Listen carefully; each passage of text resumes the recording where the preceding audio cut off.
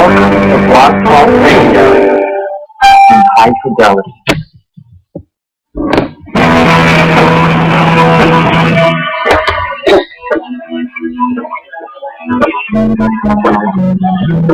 People tell me every day, nothing's gonna come my way. Searching for clues that I hold aside. Want something that's gonna last. I wanna live and forget the past. I know this change is gonna do me good. I know this change is gonna do me good.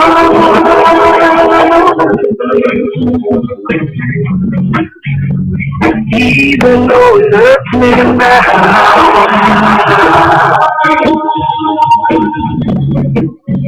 I know this change will do me good.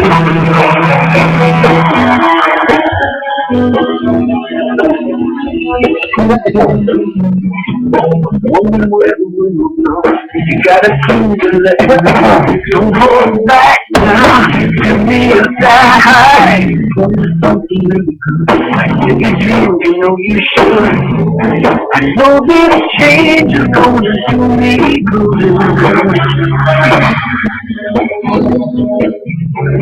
I know this change is gonna do me good.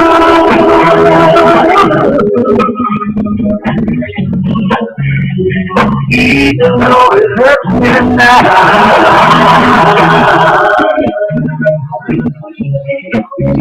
I know this change is do me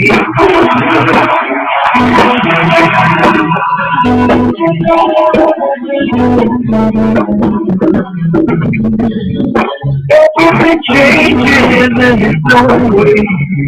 I'm feeling better every day. I'm gonna run back and all the things okay. I'm gonna live.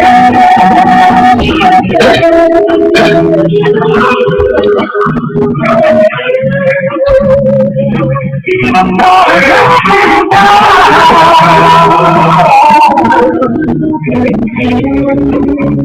I know this change will do me good.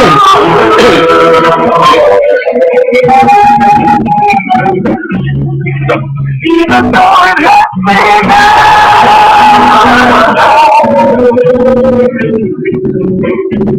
I know this change will do me good.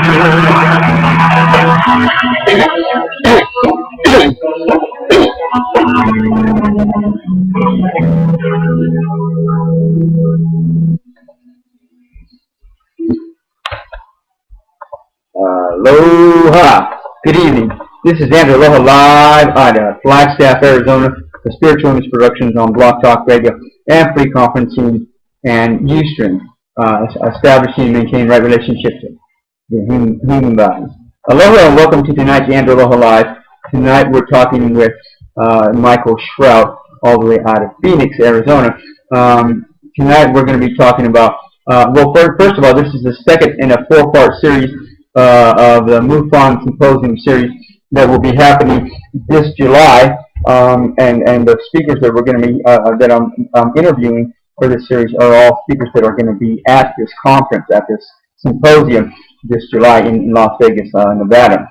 Tonight we're talking to Michael Schratt in his lecture that he's going to be doing called "That's Classified: Exposing the Silver Bullet Technology." Aloha, Michael. How are you? Good, how are you? Very good, thank you very much. I'm just having a nice day today. It hasn't been really hot, but you know, it hasn't been cold. Lately, even now, it's still been pretty cool at nights here in Flagstaff. But I'm sure there in Phoenix is a whole different ballgame, right? Yeah, it's 104 out here. So, I want to welcome you to tonight's show, and I want to thank you for being here. And we're going to come back and talk to Michael here about his escapades, about his lecture that he's going to be presenting in Las Vegas, Nevada, in July. But first of all, I just want to let you know, since its formation, MUFON, a mutual UFO network, has been dedicated to finding the truth about UFOs through its mission of investigation, research, and education. There is one truth that is very clear from our excellent work over the past 48 years, and that is the government has successfully kept all aspects of their involvement with UFOs from the public. Michael Schratt, Michael Schratt, no, is it Schratt? Schratt? Schratt, yeah. Michael Schratt, a military aerospace historian, will present a highly illustrated lecture specifically focusing on making a case for the existence of a secret space program. Topics to be included are the following: the January 2000 Southern Illinois Triangle case, the March 13, 1997 Phoenix Lights case, the Black Star two-stage to orbit spaceplane, military aircraft procurement, and your tax dollars, fraud, waste, and abuse in the Pentagon, the so-called black budget, legacy of anti-gravity research, and the military and industrial complex, plasma stealth, man-made UFOs and how to identify them, zero-point energy as to the key to interstellar space travel, build your own build your own UFO extravaganza, and world exclusive excerpts from the Bill Scott Aviation Week collection. And he has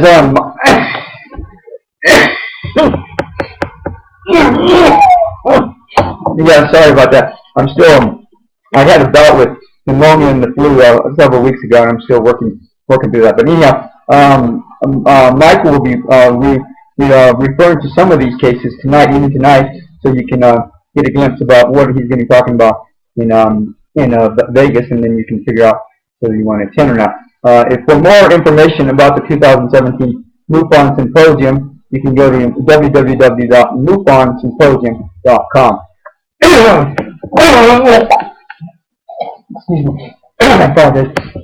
But yeah, before we do that, before we get started, I do want to give a big aloha to all of our underwriters that help make this show happen from week to week, month to month, year to year, beginning with Maha Dikini Lore at www.mahadikini.com.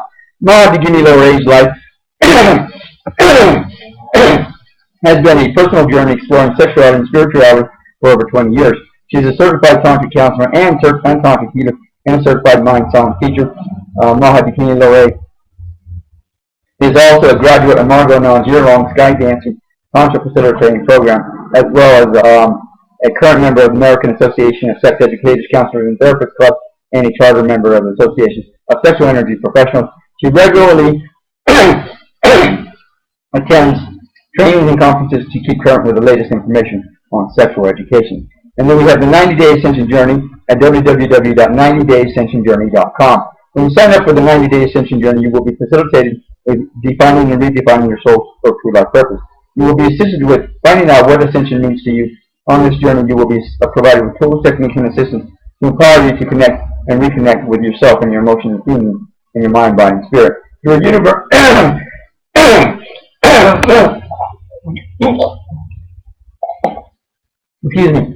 through a universal soul-centered process, you will be going through a lifelong transformation that will allow you to move forward with your endeavors and never look back if you dare. And for those of you that are interested, I wrote the book version of this to supplement the journey last year. And if you want to go to www.90dayascensionjourney.com or spiritualimageproductions.com, there on the front there's a GIF or a picture, a JPEG of the book, where you can click on that, and that'll take you to a page that'll give you more information about the book, and also the introduction and first chapter excerpts, so that you can read for yourself if you wish.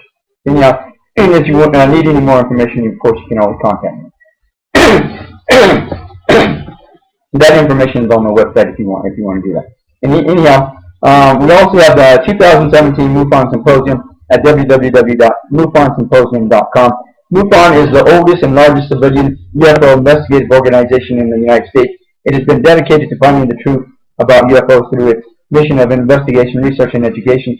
This year, there are a number of speakers presenting at the MUFON Symposium, including Dr. and physicist Jan Bradenberg, Dr. James Woodward, Michael Schratt, and Andrew Passaggio. Jan Harzan, Director of MUFON, invites you to attend the MUFON Symposium in Las Vegas, Nevada from the 21st through the 23rd of this year in July, and actively participate in the case for a secret space program. You'll make up your own mind if it's real or not. What do you think? Michael, is it real? Is the secret space program real? Yes, it is. All right. That's funny. So go ahead. Well, first of all, this is what I like to do with my guests. I like them to go ahead and present a bio of themselves, where they were born, or raised, they grew up, and then how they got to where they're at to allow them to do what they're doing where they're at now. So wherever you want to start, go ahead and go for it. Okay, sure. I guess I would say that I'm a concerned taxpayer. I want to know what my tax dollars are going and disappearing like we all should. Spend a lot of time in research, university libraries, tracking down government funding, fraud, waste, and abuse in the military-industrial complex, traveling around the country, giving lectures, interviewing Lockheed Skunk Works engineers, people who worked at Boeing Phantom Works, people who worked in the Northrop Black Widow Group, engineers, test pilots associated with Air Force Plane 42, which is part of Aerospace Valley, and that is really the heart of the military-industrial complex that goes from San Diego all the way up north to Los Angeles, and then heading northeast on the 14th toward Lancaster, Palmdale, Antelope Valley area. Air Force Plane 42 heading north, and then basically culminating at Edwards Air Force Base. So that's the core of what, kind of what we'll be talking about today. I've always had an interest in aviation and just fascinated by the unusual oddball aircraft, and just really had a sincere interest in what specifically Lockheed was doing over all these years. And you know, they built the F-15, they built the F-117A, they built the SR-71, and a whole host of other programs that we have no idea what these are. Probably 80% to 85% of what the Skunk Works does is classified, and that's been the mandate for probably the past 40 years. So that's kind of where I'd like to start this evening, and that's really what we're up against. We're up against that 80% that we don't know. And that's what we want to try to breach through tonight. Got it. So before we get that far, Michael, I want to ask, what did your parents do growing up? What did my parents do? Yeah. My parents lived in the Chicagoland area. I was brought up in the Chicagoland area, and then being in that particular area gave me the freedom and flexibility to go to the largest air show in the world, which is at Oshkosh, Wisconsin, every year. And so I attended that for like 25 years in a row, and just got a real good understanding of different types of aircraft. Military aircraft, of course, would be there, but you know, the aircraft we want to talk about are on a completely different level than what you would see at your general aviation air show or exhibit. Exactly. Something completely black, something completely unacknowledged, specialized program, not something that even senators or congressmen are even briefed on. Okay. So now, Michael, this is what I want to ask. Did you ever see any of these UFOs or aircraft that you were talking about while you were growing up anywhere, or did you ever have any visitations by aliens or saints or ghosts or anything like that? Any paranormal experiences growing up at all? Negative. Not at all. So when you went to college where? Well, I went to college in St. Louis, Parks College in St. Louis, and the way I approach this is that I'm never going to get anywhere trying to break down the doors of Area 51. I'm not going to get in that way. That's not how to approach it. So I just want to, give a little bit of advice for people that want to take the guns blazing and break down the doors approach. So here's the two options. If you were going to rob a bank, which option would you choose? Option A is you go in with guns blazing and you shoot up the place and you make it a bloody mess and you get shot on the way out and then you try to jump in your getaway car and you leave with the cops following you. That's option A. Option B is coming under the radar screen, silent, unheard, unacknowledged, unseen. Get the loot, get out, and you're done. Option D is obviously the one to choose, and that's what they've done. Got it. All the way from the DARPA-funded Harvey program, which was the first flight in 1977 at Groom Lake, Nevada, which was the Had-Blue program. And they followed that mandate all the way through. In fact, not only does it apply to aircraft, but it applies to the whole classified landscape of aircraft that I want to be discussing at the conference. It's in the mandate. It's to be low observable from the very get-go. So, Michael, so am I hearing you correctly? If you got interested in all this investigation because of attending all these air shows in Chicago, is that correct? Well, I wouldn't say that was stem this kind of research, but you won't hear anything about that over at an air show. But it's the articles that were written 20, 25 years ago by Aviation Week, Change Defense Weekly, getting in touch with my other researchers like Mark McCandlish, like Jim Goodall, Stuart Brown, who is also, just as a quick thumbnail, around 92 there were like 12 people doing this full time, actively pursuing black aircraft, secret mystery aircraft that have been built by our tax dollars with no congressional oversight, no public scrutiny. There are about 12 people doing that. Now there's basically only 2. It's a very, very niche part of ufology, and it's relatively unknown. Not a lot of people follow it, but it is a significant part of this field of research. Got it. So now, when you went to school, you majored in what? And then what? I actually majored in aerospace engineering, but I do not have a degree. You never finished. And so, did you just go and get a job, or you were going? How did you get involved in all this, Michael? That's what I want to know. I just started putting the pieces together, and I started tracking what Lockheed was doing, and I wanted to dig deeper because, like Jim Goodall states, it is our mandate. It is our constitutional obligation to question authority. So we have every right to demand where our tax dollars are disappearing to.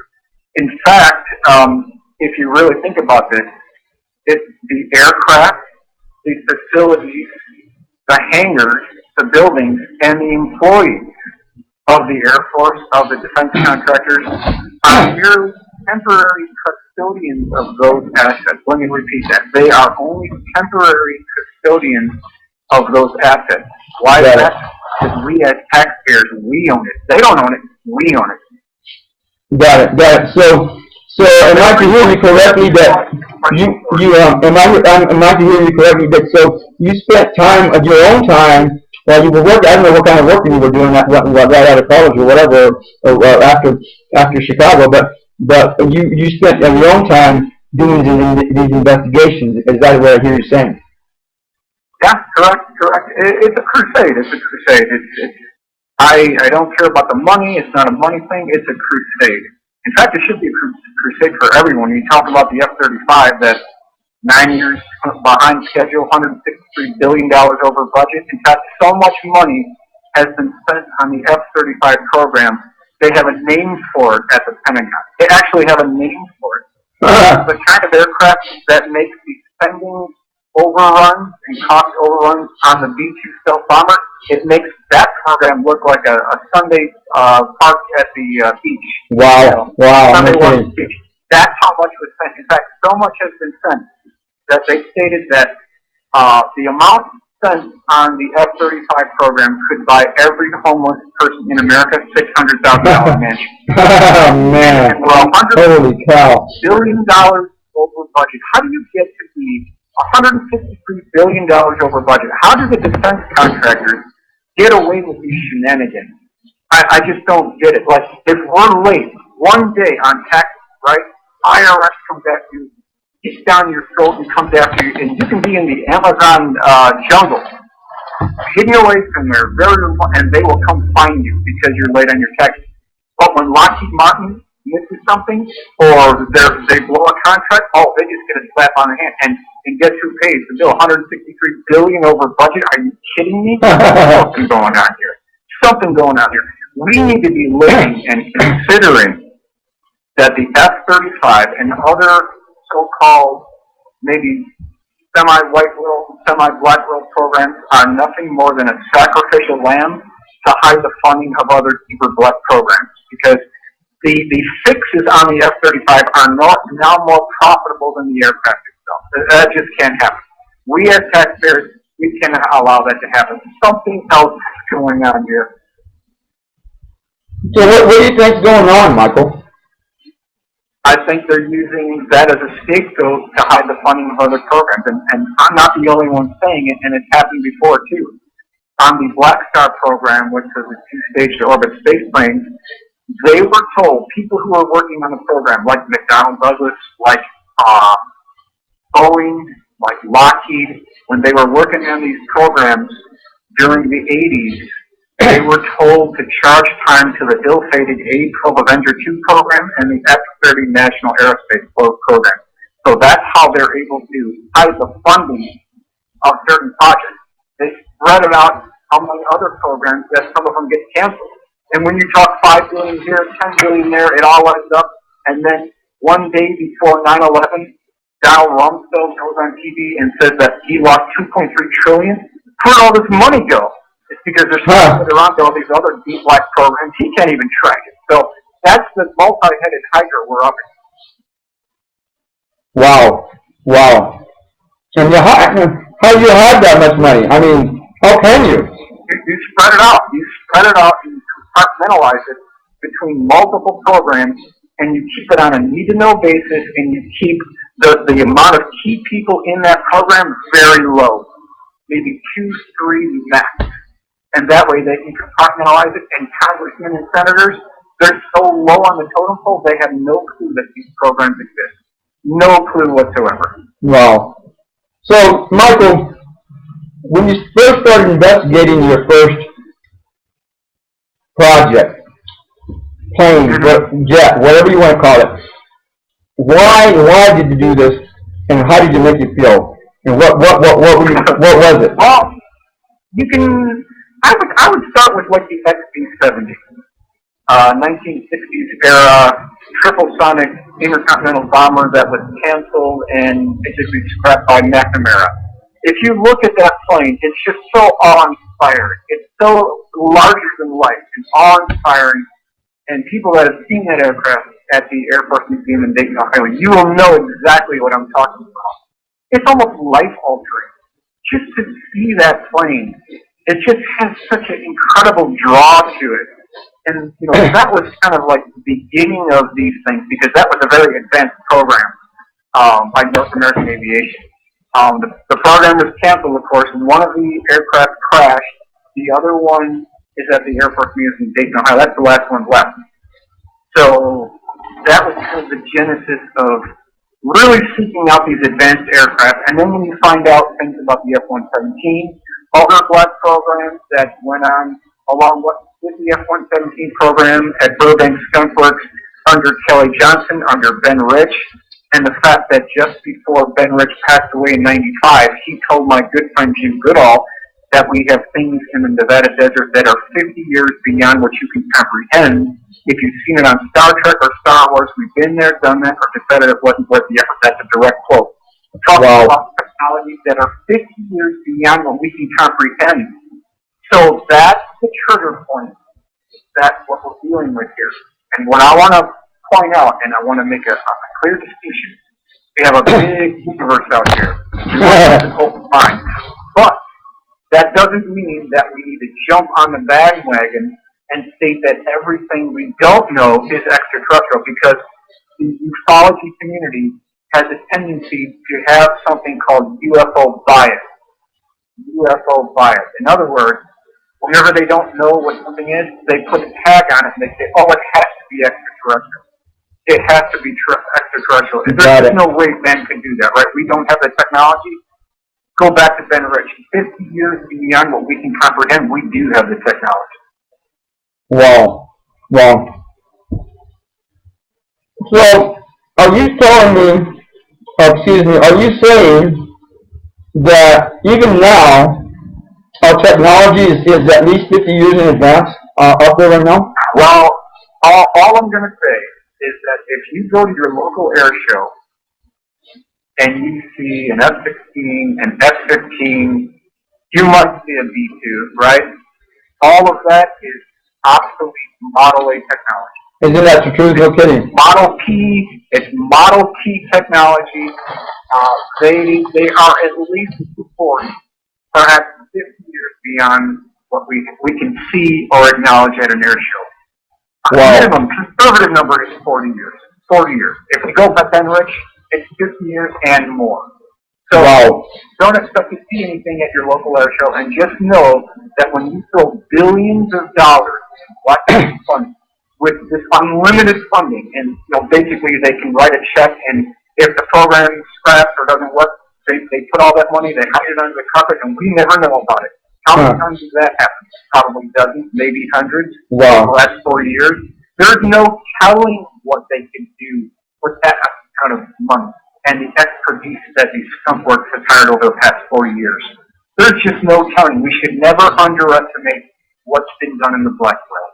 And you know what cracks me up, Michael, is that, whenever these people, these presidents and whatever else, they run for presidency, they're always talking about, we're going to cut budgets, we're going to make budget cuts, we're going to cut this, cut that, so because our spending is overspending, like, over $1 trillion already, and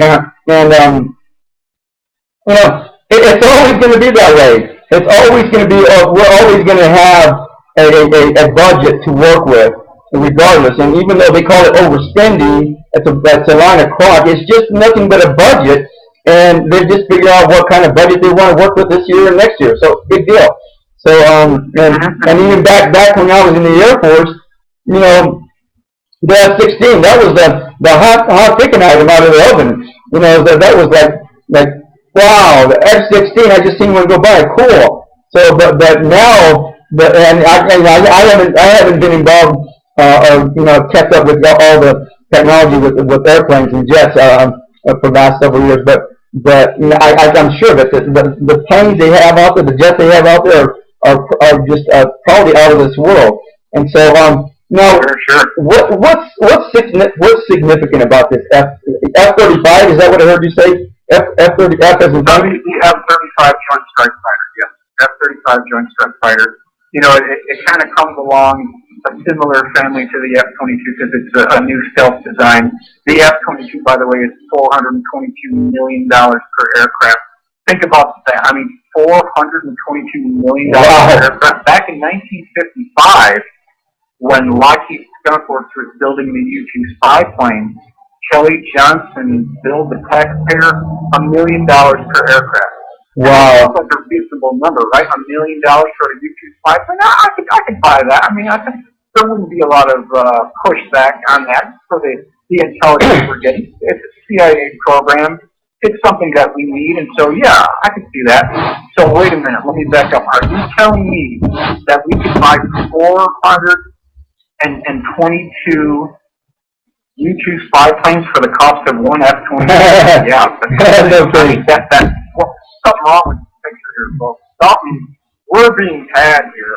We're being played. Something's going on here. I'm not talking about cost overruns, and we're talking about 422 U-2 spy planes for the cost of one F-22. What's wrong with that picture? Well, let me ask you this, Michael. Is that reasonable? I don't know. I suppose you can say that now in 2009, 2015 dollars, when you extrapolate the cost overruns and things cost more. But can we really jack up the price to $422 million per plane? I mean, that's what I'm asking. Not build one, and you can get everybody off the street. Just don't build one F-22, and you've just taken every homeless person in America off the street. Just by not building one, you can do it. But that's not what they do. That's not what they do, because the military-industrial complex is that money going all into building that F-22. Yeah. Do you think it's going somewhere else too? It goes somewhere else. We already talked about the A-12. The A-12 was canceled by Dick Cheney at the cost of $5 billion per taxpayer, and we have nothing to show for it. We have nothing. That's it. Some of that money went into other programs that we don't know about. So we did get something for the money. We just haven't seen it. And the point I'm trying to make here is that when you deal with some of these unacknowledged special access programs, under that umbrella, there are called waived programs. They're called waived programs. In other words, they're waived right through Congress. No questions asked, waived right through Congress, and there's the money, and it just goes. They just run with it. Wow. And there's no pushback, there's no congressional oversight. It's just a waived program, and they say goodbye, and they just get the money and go with it. So these guys are good. These guys are good. Wow. And see, here's the thing we're up against. It's this paradox. It's called like the Pentagon Paradox. When you're a defense contractor and you go to the high-level military brass at the Pentagon, which writes the checks for the defense contractors, and you're like this high-level military brass, you will wine and dine these bigwigs at the Pentagon to get that contract. And when they get the contract, there's this big celebration. It's great because Lockheed wins the contract and they get billions, right? Guess what happens when those heavy military brass retire?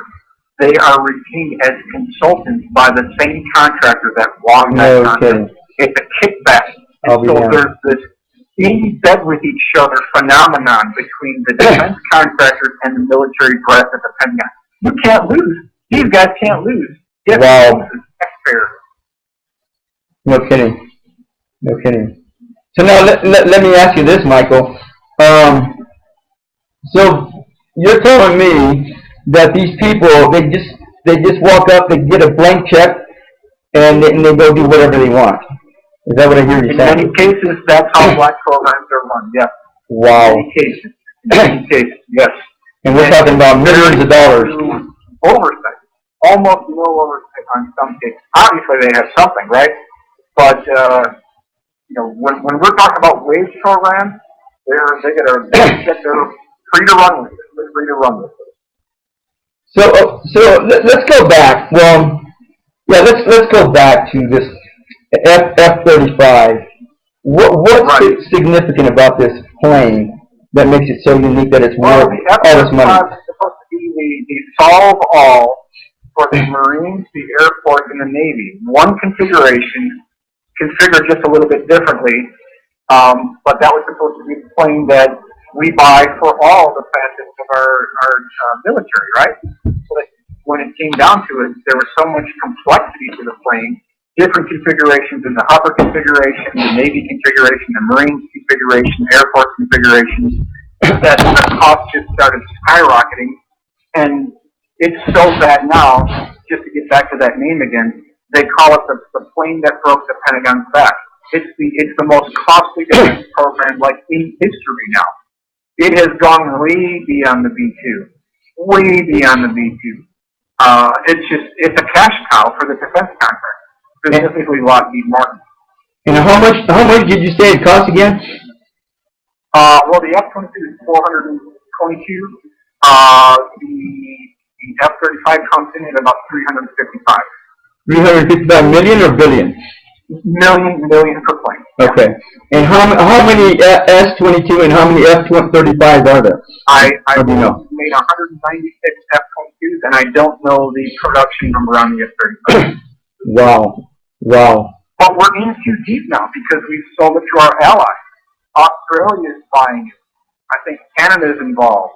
All of our allies are buying it. So there are all these sunk into this thing. They can't get out. We can't pull the plug on the F-35 even if we wanted to because we've got all these other countries with a vested interest in this program. So Lockheed Martin can't lose at this point because they can't pull out. Wow. This contract will not be canceled. So this is just like an ongoing program. The gun on the F-35 won't be ready until 2019, so it won't be fully operational. Really? And it's just one fix after the next. It's like this lemon, like an Edsel, that just doesn't end. Now, does this F-35 or even the S-22, do they fly? Do they have capabilities of flying in space?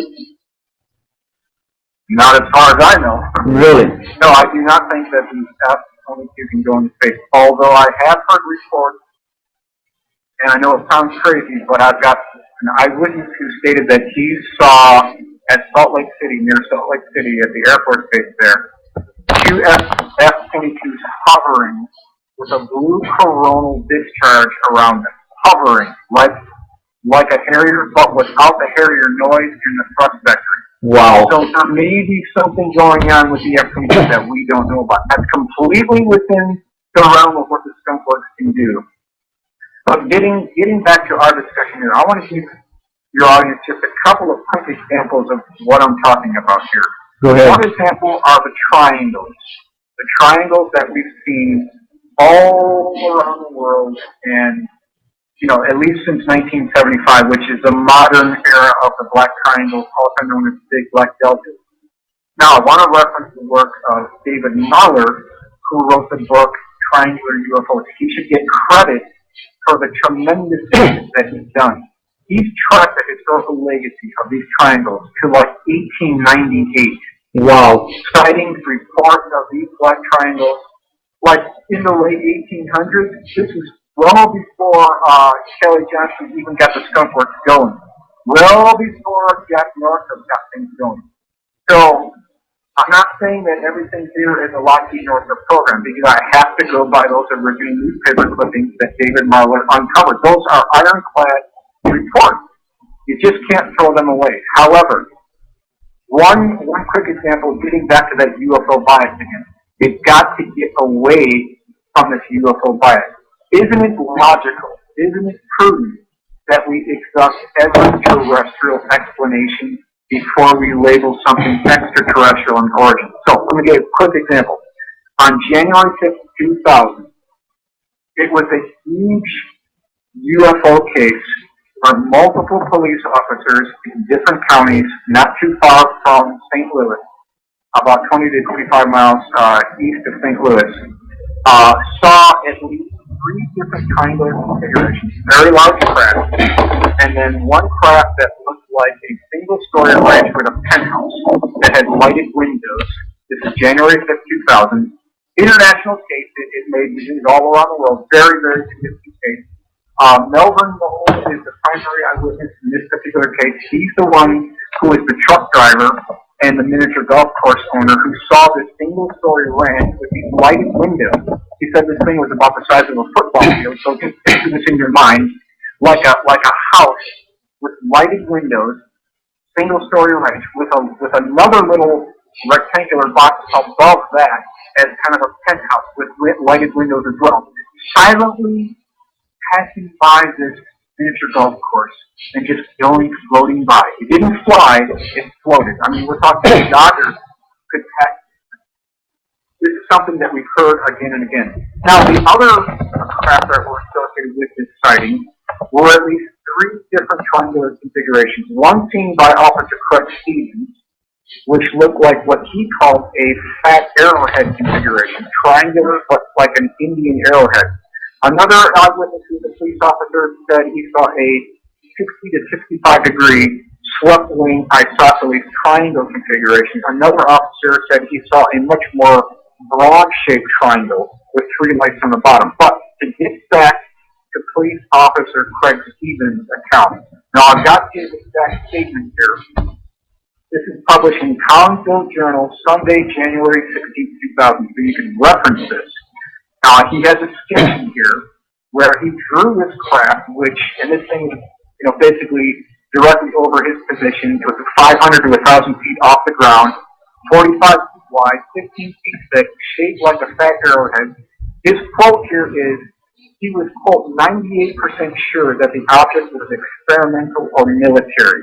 So he doesn't believe that this was an alien spacecraft. In fact, if you look at the testimony of the eyewitnesses, many eyewitnesses in the triangle cases, they're describing a low-frequency electrical humming noise, like an electrical transformer, like a sewing machine, or even like a machine shop operating in the distance. That's a motif that I've heard in multiple cases, from the Illinois Triangle case to the Hudson Valley Boomerang case in 1982 to 1989, going to the 1989-1990 Belgium Triangle case. We hear this same thing again, this electrical humming noise. But it gets better, because Craig Stevens also said this. He said, quote, that the craft tried to camouflage itself against the night sky as it was projecting the star field above it on the underside. Let me repeat just that part here. Projecting the star field above it on the underside. What does that remind you of? Can you think of anything? No kidding. Okay. Right around the mid-90s, they started experimenting with what they call electrochromic panels.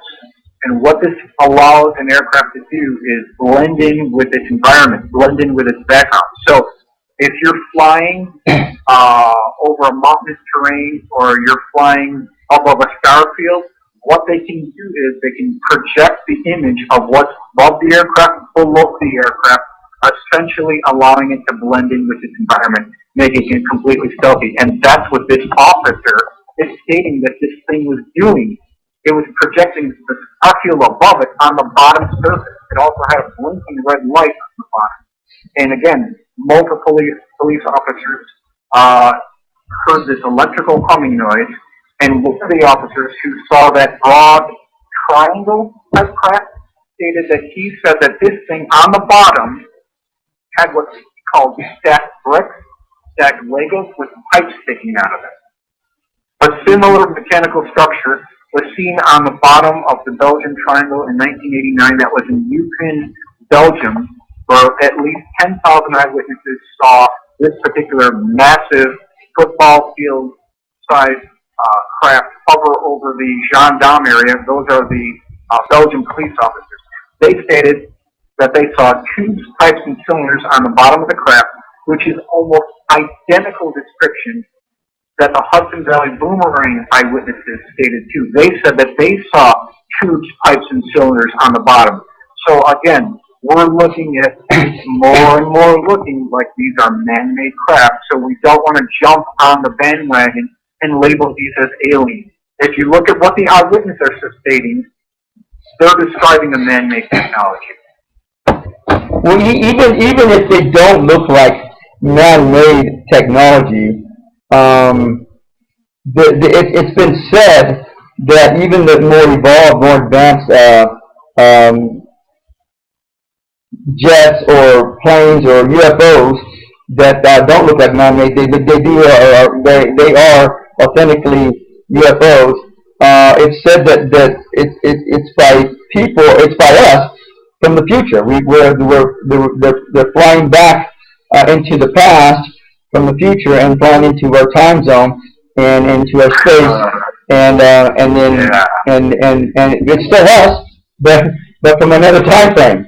So what do you think about that, Michael? I know I've heard of that as like a dynamic convergence phenomenon, where if it's true that gravity, space, and time are intertwined, interconnected, and if you can control one, you can control the other, you could theoretically warp gravity, go back in time to like 1800s, and people might think that it's an alien spacecraft, but it's one of ours from the future. That's a little bit out there. That's beyond the scope of this discussion, but I can't rule it out. We shouldn't rule it out. That could be what we're dealing with here. That's just a thought. I hear you. So let's go like this, Michael. We probably didn't even talk about it during the prior to, but I want to go ahead and play some music. A song called "Doorway to Eternity" by Paul Armitage out of Canada, from his album "Heaven on Earth," I believe is the name of the album. So anyhow, I want to send out love, blessings, healings, angels of light, and love to all of these aerospace people, to all the military, of course, to you, Michael, and your family and friends, to myself and my family and friends, to all our vehicles that help take care of us, and of course to all our places of residence. To the President of the United States, that man can definitely use some help, I know. Him and his family and friends, or his entourage, I guess, and of course to all the kids and the animals and the plants on the planet, especially the ones in need. Anyone you want to add to this, Michael? Anyone you want to add to this? Anyone? No, I think you've covered it. Okay, so everyone else in need concern, we will be back. Doorway to an Eternity from by Paul Armitage from his album Heaven on Earth, and we will be back.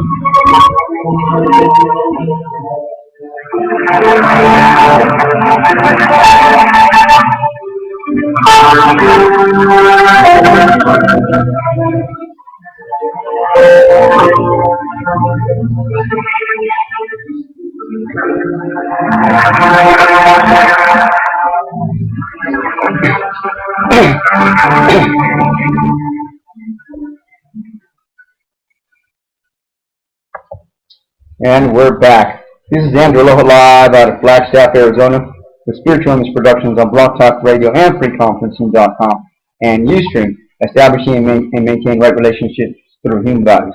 Again, tonight we're doing Andrew Aloha live. We're talking with Michael Schratt, all the way out of Phoenix, talking about That's Classified, exposing the silver bullet technology. Michael grew up in Chicago, and that allowed him to attend numerous air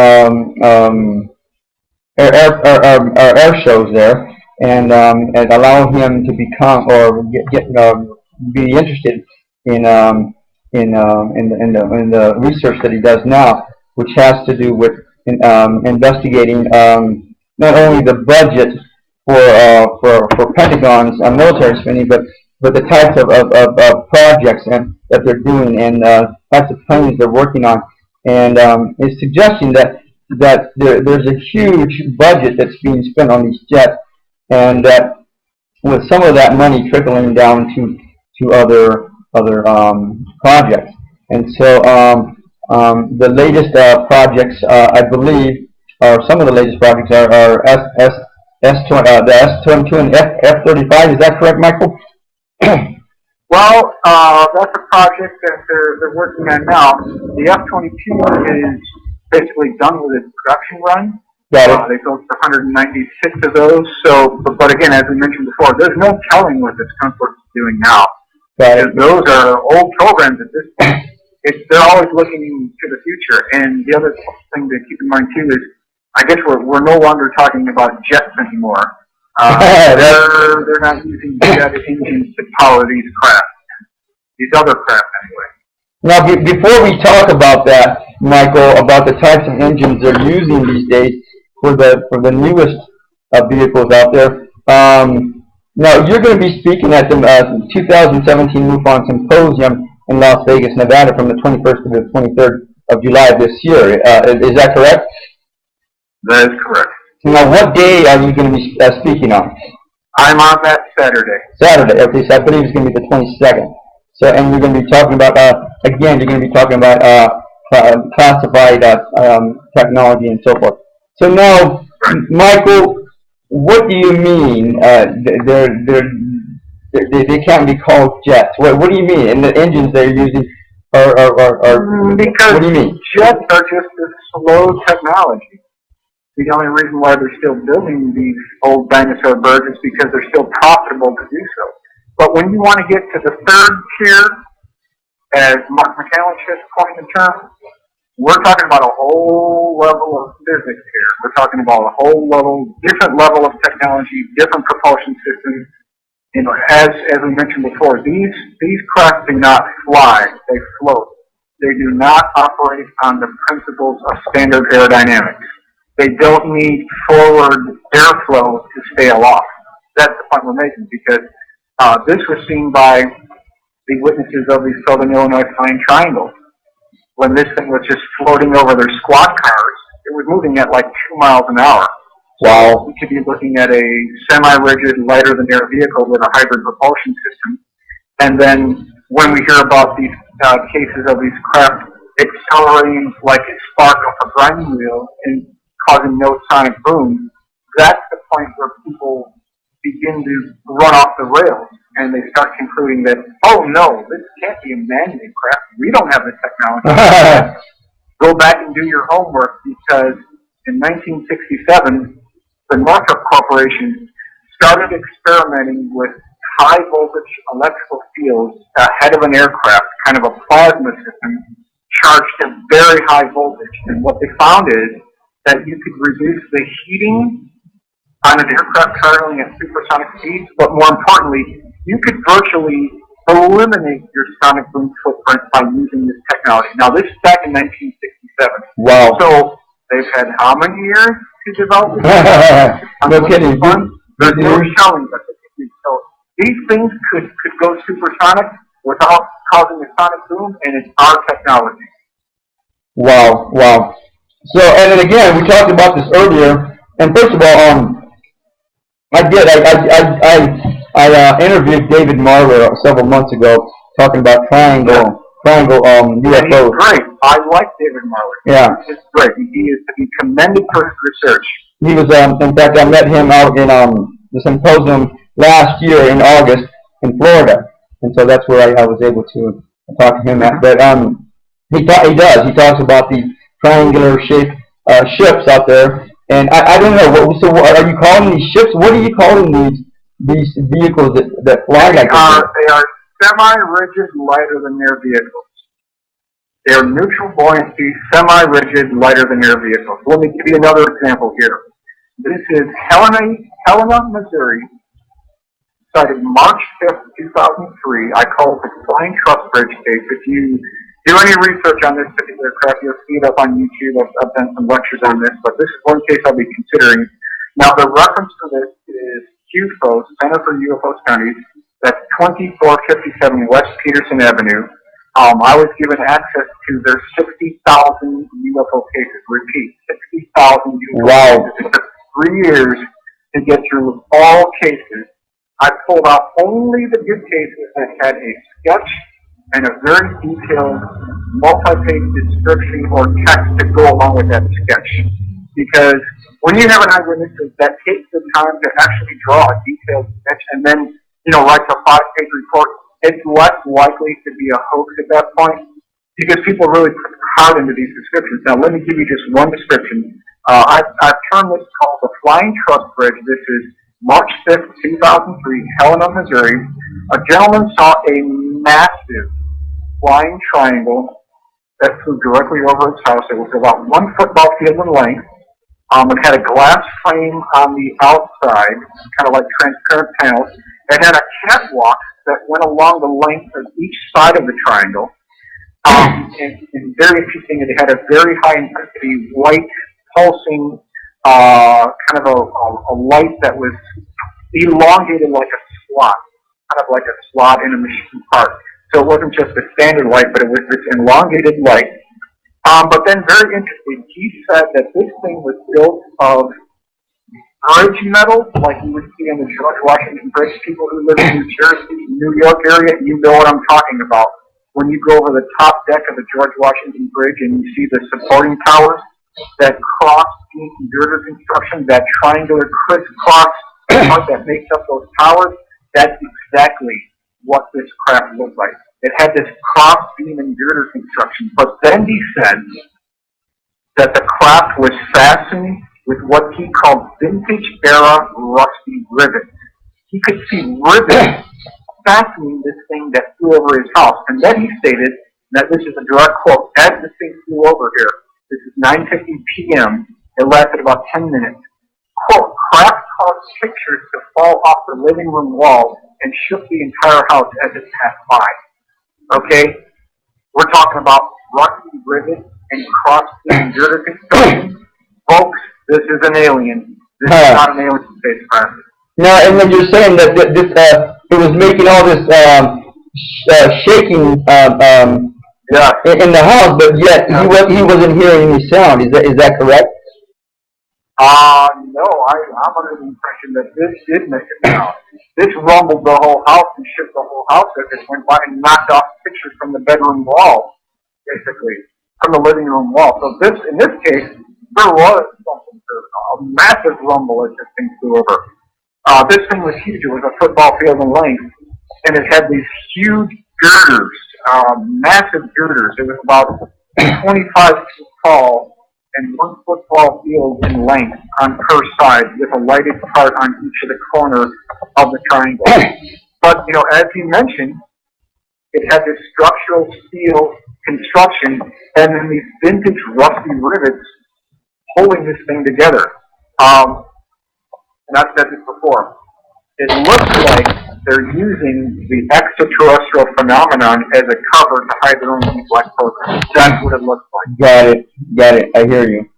So now, is it safe to say that these rivets, due to the fact that this guy was seeing these rivets in this vehicle, the actual true, genuine, authentic UFOs from outer space, they don't have rivets? Is it safe to say that? I don't know. I mean, you tell me. Are they being manufactured from an extraterrestrial assembly line using rivet guns for an extraterrestrial spacecraft? Doesn't that sound a little arcane for somebody that's supposed to be maybe 100 million years advanced enough, and yet they're flying around with stuff that have rivets on them? Well, I personally believe or think or perceive that the jets, or the vehicles that come from outer space, from other galaxies or wherever, I don't think they use rivets, because I think their technology is so far advanced that they can shape the metals, aluminum metals. I believe that they're aluminum metals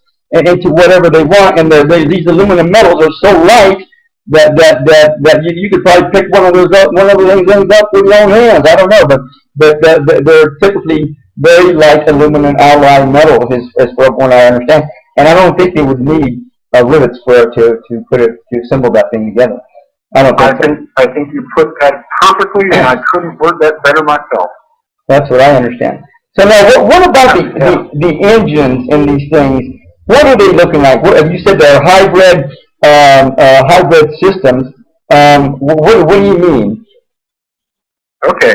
Well, let's consider the 1989-1990 Belgian Triangle case. This is Eupen, Belgium, where we're talking about 10,000 eyewitnesses over that 2-year period saw multiple massive black triangles that had a white light at each corner, a beaming white spotlight that shined down on the ground below. This was seen by multiple gendarmes. Those are the Belgian police officers. We're talking about like dozens of these police officers, and these are credible eyewitnesses. We can't deny the testimony of these eyewitnesses. They described this massive craft making these incredible maneuvers, basically going from 280 kilometers per hour to 1,800 kilometers per hour in less than a second. Wow. Equivalent to about 40 Gs, which is decoys. Wow. This was seen on 3 ground-based radar systems and 2 airborne radar systems within the F-16s that chased it. They got within 12 miles of it. They did not see it visually, but they did get it tracked and hard targeted on their radar. So when you have 3 ground-based radars, and you've got 2 airborne radars from the F-16, basically, folks, you can bank on it. Right. Real fast. They really saw it. Really, it was confirmed by the Belgian Air Force. Like the only government in the world that actually worked with the UFO researchers of the country was Belgium. You don't see that in America. You don't see the United States government helping out the MUFON. They just don't do that. This is unprecedented. The F-16 pilots had this thing on their radar. So, the big question is, was this alien? Was this man-made? Was it a military project? Was it a NATO exercise? What was it? I go back to the original eyewitnesses. They described 2 pipes and cylinders on the bottom of the craft. They described this low-frequency electrical humming noise, like an electrical transformer. They described those white beaming spotlights and then that blinking amber light in the middle. But going back to those 2 pipes and cylinders, what on earth could those be? What on earth is the purpose of these pipes that keep on popping up again and again and again? In all these cases, we keep hearing about the same thing. So I really gave this some serious thought. Now you're saying, Michael, you're saying that these pipes, they're telling that they're sticking out of the vehicle like a muffler or something. Is that what I hear you saying? Yeah. Like no kidding. Cylinders, like a Midas muffler plant was embedded on the bottom surface of the vehicle. Let me give you another example that ties in with the Belgian Triangle. Now this comes from David Marler as well. Really good reference. This is Madison, Wisconsin, cited November 22nd, 1985. November 22nd, 1985. This was seen over Highway CB, 15 miles northwest of Madison, Wisconsin. Crossing about 40 feet across, 90 feet in length, documented case. Now let me read these very quickly here, the eyewitness account, okay? Here's what the eyewitness says. The underside of the craft resembled, quote, the back of a refrigerator, like a collection of condensation pipes that ran back and forth. After gliding over the witness's vehicle, the craft departed at a tremendous speed and left no sonic boom. Okay, so now we've got 12 separate cases of these pipes, these cylinders on the bottom of this craft. In this particular case, the entire bottom section was covered with these pipes and cylinders. So what could these be? I'm thinking, this is my thought, that they made a propulsion system breakthrough, and these entire vehicles, some of them act as complete unified superconductors, and they are only superconductive when they're chilled to very cool temperatures. And these pipes are liquid nitrogen cooling pipes for the superconductors. And when that happens, you have this electromagnetic field that forms around these crafts, and that explains the electromagnetic disturbances that we've heard associated with these vehicles, like static on a radio, or like your engine turning off in the vicinity of these crafts, and then when they depart, the engine mysteriously comes back on again. That's what you have in these crafts. So I'm thinking that they're liquid nitrogen cooling pipes for a superconductor. Interesting. So even after all these years, well, first of all, what I hear you saying is that we've been building these types of vehicles since the 60s, at least the mid-1900s, and even up to now, they still haven't built a system that they can get rid of the pipes, the mufflers, or whatever you want to call them. Whereas the authentic ships that come from out of vehicles that come from out of other galaxies and other planets or whatever, I don't think they have such a system. I don't think they have those pipes there anymore. That's what I think. That could be. You know, I'm keeping an open mind, but you know, just for this discussion, focusing on the military technology, it certainly looks like perhaps by mid-1965, at least by 1975, certainly by then, they were already using this technology. And if you go back to Ben Rich's statement where he talked about technology 50 years beyond what we can comprehend, that's completely within the realm of the skunk works to be able to do that. I'm not saying that Lockheed was involved with the triangles directly. There's other people. They're not the only show in town. It could be Rockwell, could be Boeing, could be Phantom Works, could be Northrop, could be North American Aviation. A whole host of other contractors could be involved. But I'm putting my chips on Boeing. I think it's a Boeing project. Wow. So now, let me ask you this, Michael. With this in mind, all this stuff in mind, what do you think about the teleporting system? The teleporting system? Yeah. I don't know. I can't comment on it because it's not my area of research, but I wouldn't doubt it. Okay. If so, has anything you can imagine, the skunk works can do. And that's right in line with what they've done. No, I interviewed a couple several months ago, and even probably over a year ago at least, I had already had this notion, this perception that they already existed and they've been around for a while. It's just that number one, the public isn't ready for them because they'll be freaked out too much. Number two, and there's no telling what kind of stunts people will pull because they're such idiots sometimes. And number two, they've been perfecting it for several years now. I believe that's my perception. And so, sure enough, I met this couple and I interviewed them on a documentary that they did called Packing for Mars, and and they allowed me to watch it. And in that documentary, there's a man that's on stage talking to all these people, and I think it's Corey Good. Do you know who Corey Good is? I've heard of his name, yeah. I don't know if it's him, but I have a feeling it's him that's coming on and saying, I can go to Mars, go in one day, go to lunch, and then come back that same day. So I don't know where we are on and all the secrecy going on and all the stuff that's going on this planet, but I think there's a lot more happening than people think, and people get caught up in their lives and they don't want to think about it, or they don't think about it because they don't have the need to. So, and do we need to? I don't know. It doesn't matter. We're talking about this. We're checking it out and at least getting some kind of a reason behind all this.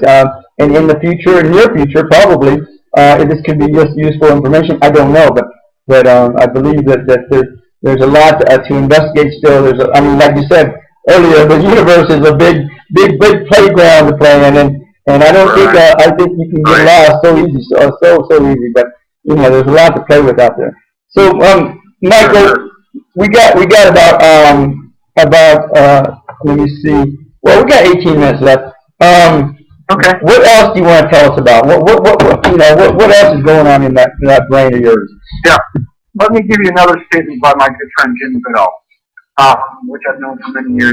He's another black aircraft researcher. He told me that when you hear about a threat against America, one of our allies, like a terrorist threat, or there's a new war coming up, or we're getting threatened by a rogue nation or something, don't worry about it. We got it covered.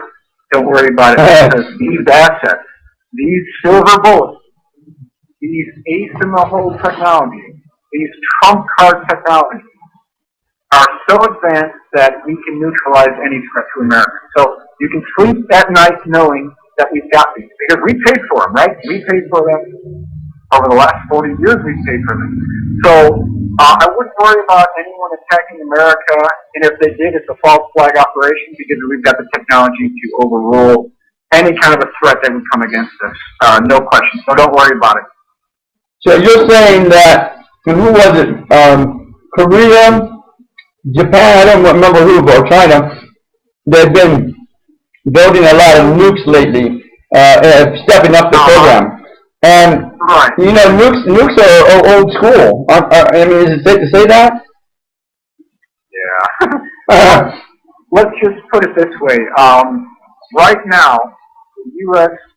Department of Defense, including the defense contractors, and including the intelligence agencies, the CIA, the NSA, the NRO, Lockheed Martin, Northrop Grumman, Boeing, these contractors, they have the technology to mimic the form, fit, and function of what's termed extraterrestrial UFOs, and you could not tell the difference. Wow. You could not tell the difference. It looks seamless. They've got the technology. How do I know that?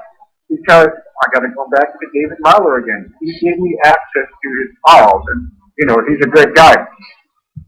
This did not make it into the book, but I was given access to this particular case.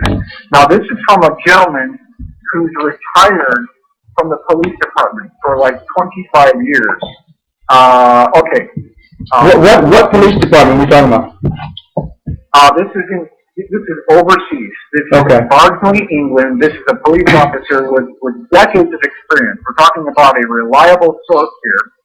He was coming out of a Fleetwood Mac music concert. This is August 25th, 1990, near Barnsley, England.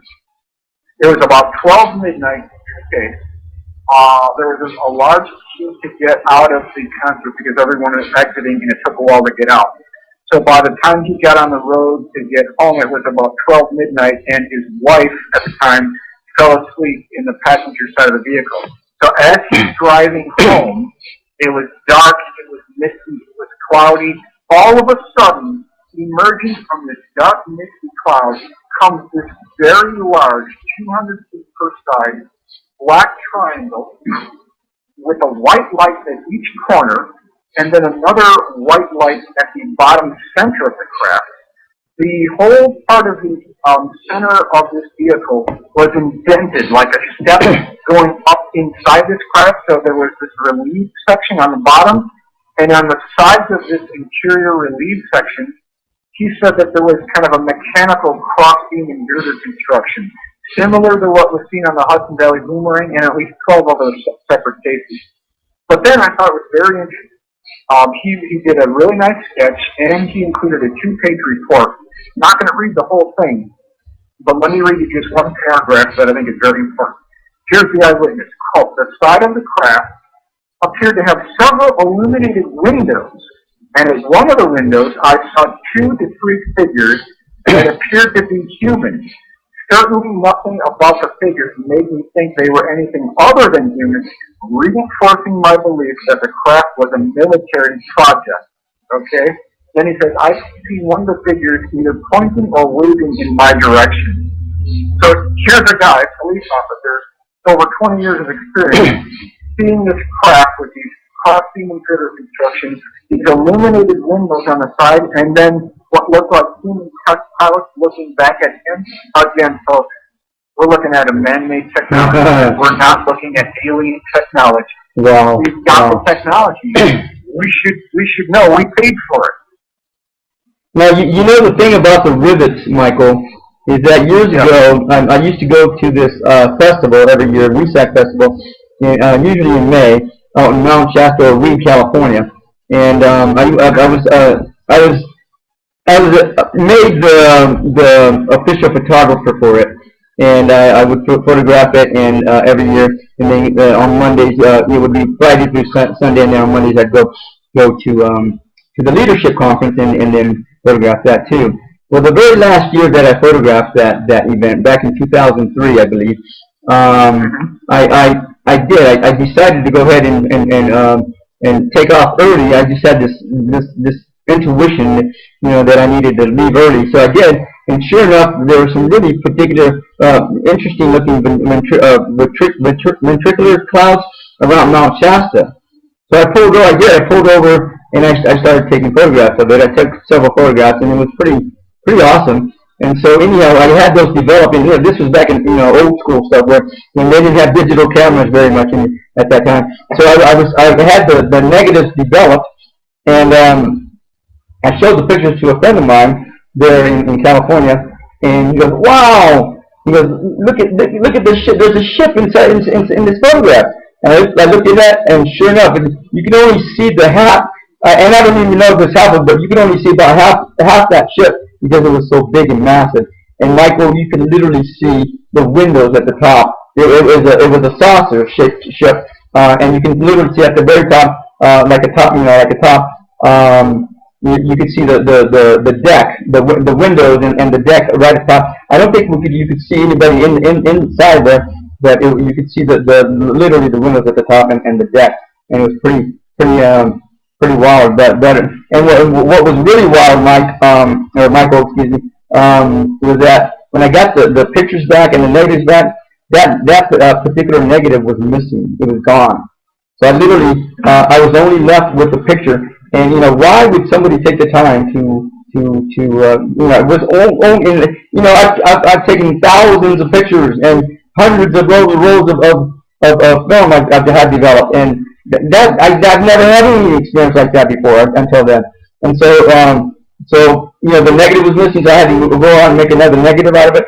And why? And out of all the pictures in there, I had several rolls, I had probably 13, 15 rolls developed at least, and not one negative was missing except for that one.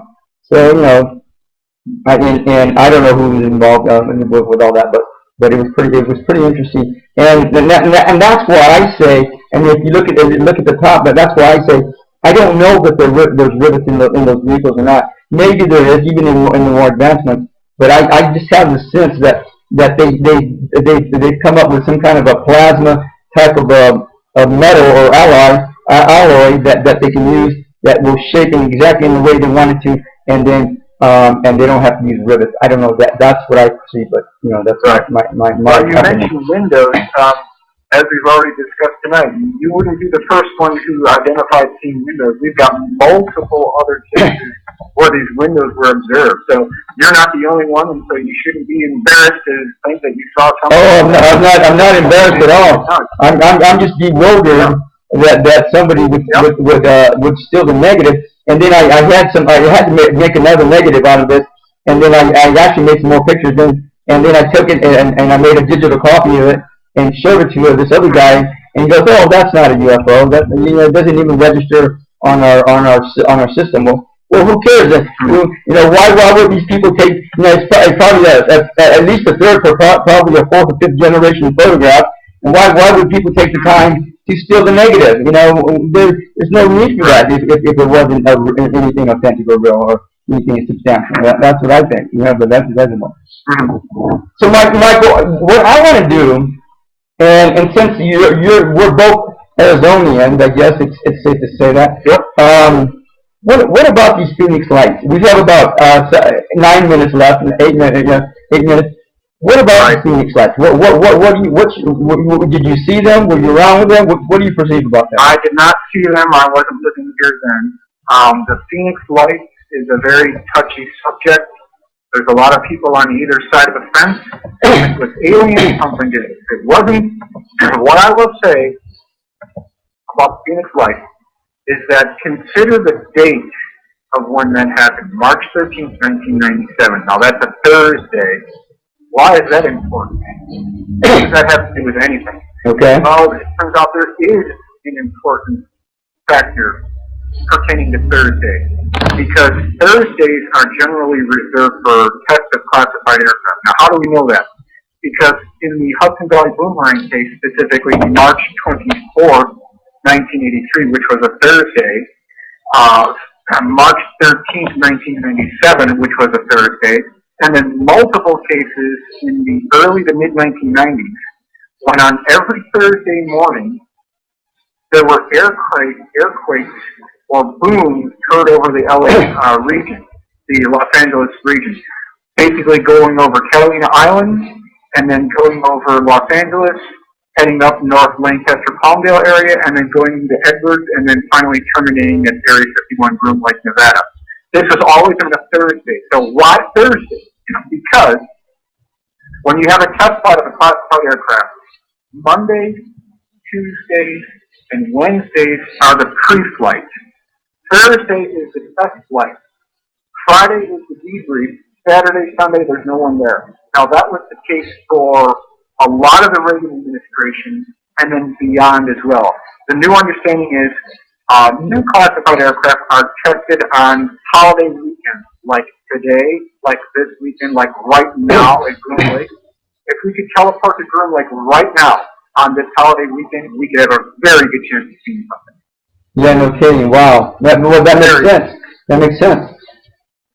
So, but I would think Thursday they would be doing their testing on Thursday so they can have an easy day on Friday so they can go party Friday, Saturday, and Sunday, right? Right? A debrief on Friday, yes.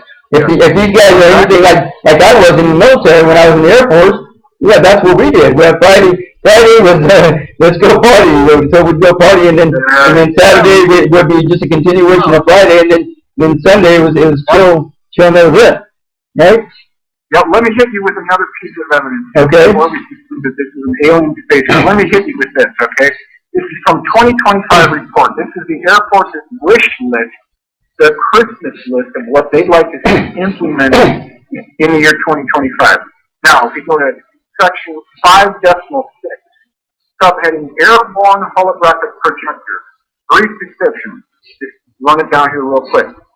Quote, the holographic projector displays a three-dimensional visual image in a desired location removed from the display generator. The projector can be used for psychological operations and strategic perception management. It is also useful for optical deception and cloaking, providing a momentary distraction when engaging in unsophisticated adversaries. Oh, interesting. What am I trying to say? I'm saying that the Phoenix lights could be an airborne holographic projection technology. How can I say that? Because multiple eyewitnesses described the Phoenix lights or the Boomerang shaped craft as having fuzzy edges, like it was a projected image, And in that case, you could make something 1,500 feet across. In fact, you can make it unlimited. So there's no telling how big this thing could be, almost any configuration. You can't rule it out. It's in their own wish list. Now, Michael, I don't know if you realize what you're saying, but you're also saying, if I hear you correctly, that it was a distraction for something else that they wanted to do. Well, that could be true. But did you catch the last part here? When engaging an unsophisticated adversary, are they trying to say that we, the taxpayers, are the unsophisticated adversary? Is that how low we are on the totem pole? Exactly, That's right? how they think of us, you know? Yeah, no kidding, right? So, and I think it's more just as important or more important that could have been a distraction for something else. I don't know, but well, you could use it in the battlefield. In fact, the illustration attached with this section shows an F-117 stealth fighter projecting an image of another stealth fighter, like near its vicinity, so that all AAA goes onto that. All the aircraft ammunition goes onto that holographic image, and then the real aircraft flies by no problem. All the artillery shells are going to a phantom. They're not going to a real aircraft. What an ingenious idea. And what I've heard of that before. You know who was I can't remember the underground group. We have they were saying that they, you know, if they wanted to create a whole hologram Jesus is coming back scenario, they could do that, or they would do that if they needed to, in order for us to progress and move on. That's the topic of another discussion, but like I said before, they've got the technology, it's seamless, it mimics the form, fit, and function of UFOs, and you can't tell the difference. They've got it. They've got the technology. They've made the breakthrough. They're well over 50 years in advance to what we can see, and we have no need to know because, according to this report, we are the unsophisticated adversaries because we're paying for these things and you don't get to see it. No, and I'm talking about the Illuminati that would be able to or could be able to do this, but that brings, you know, that brings us into a whole new level of perception concerning all this. But what I hear you saying is that one SR-17 or whatever this jet is actually possibly projected all these eight vehicles, eight ships out there that all these people seen. Is that what I hear you saying? It doesn't have to be an F-117. It could be some other aircraft. It could be a lighter-than-air vehicle that's projecting the image down over the Phoenix area that looks like this massive 1,500-foot wide boomerang V-shaped craft that violates Sky Harbor airspace and goes directly south and heads toward Tucson. And it looks like an alien spacecraft, but yet it's a projected image. It can be done. Wow. There's no limit to what these guys can do with the billions of dollars that they're worth. Isn't that the truth, though? Right? So now,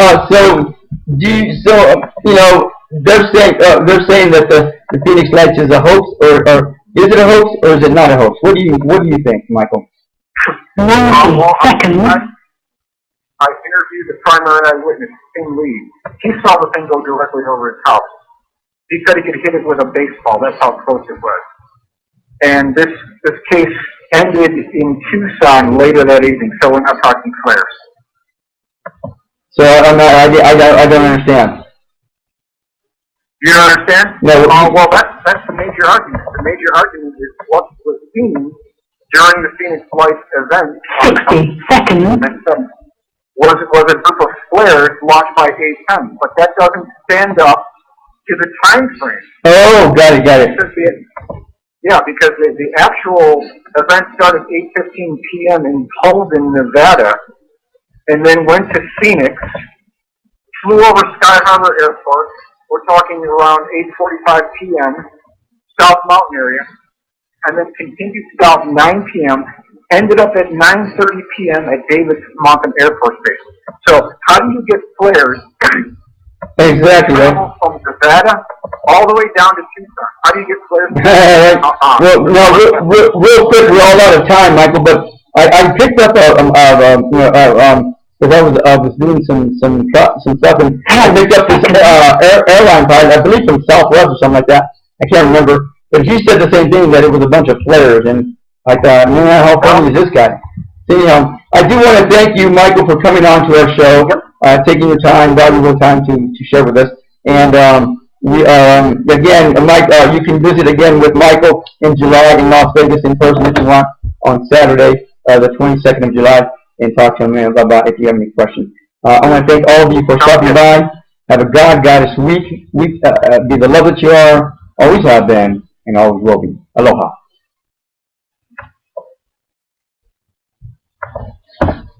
Thanks a lot.